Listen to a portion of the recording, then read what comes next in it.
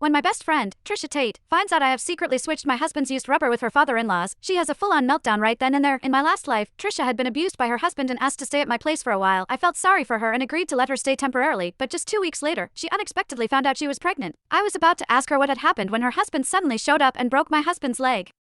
Before dragging my whole family into court, Trisha sobbed uncontrollably, accusing my husband, Jaden Lowe, of being a predator and claiming he had assaulted her while she was living with us. She said I didn't just ignore it but helped him carry it out. Jaden and I denied everything in court, but she pulled out an amniocentesis report, proving that the baby was indeed Jaden's. The internet exploded with hate against us, and the court sentenced both of us to prison, ordering us to pay her $10 million in emotional damages. In the end, Jaden and I went to jail, while Trisha took that $10 million, aborted the baby, and lived happily ever after with her husband. When I opened my eyes again, I am back to the very day Trisha came to stay at my house. Chapter I was experiencing a splitting headache. I opened my eyes and looked around at my familiar home. It wasn't the street where I'd been beaten and cursed at, nor the damp, filthy prison I'd been scorned in. It was my home. Simone, you're such a good person. If it weren't for you, I would have been beaten to death by Luke. That familiar fake voice rang out. I turned around to look, and there was Trisha Tate, standing in front of me with tears in her eyes. It was only then that I realized I had been reborn. I was back to the very day my so-called best friend Trisha came to me crying after being abused, begging me to take her in. I had foolishly agreed to let her stay at my place. Simone, your house is so spacious.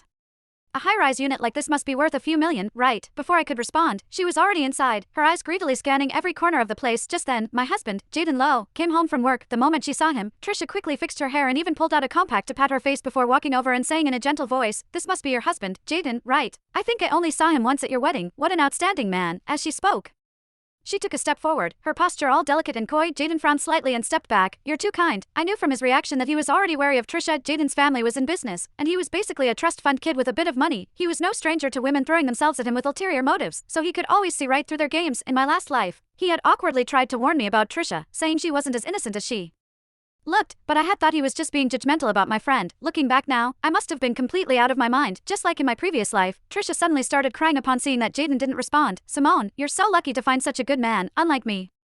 I have to work all day to support the family, only to end up getting abused." While she spoke, she kept sneaking glances at Jaden, playing the pitiful card and fishing for his reaction. As expected, he frowned at her words. "Abuse? My company has lawyers. If you need help, talk to Sim." "Really, Jaden? I'd appreciate it, dear. Don't bring lawyers into it. They're just having a little marital spat." I cut Trisha off, completely shifting from how I'd begged her to divorce in the past. I added, "As the saying goes, it takes two to tango." "Trisha, did it ever occur to you that maybe you're partly to blame for your situation? Take my advice, go home and apologize to Luke, patch things up.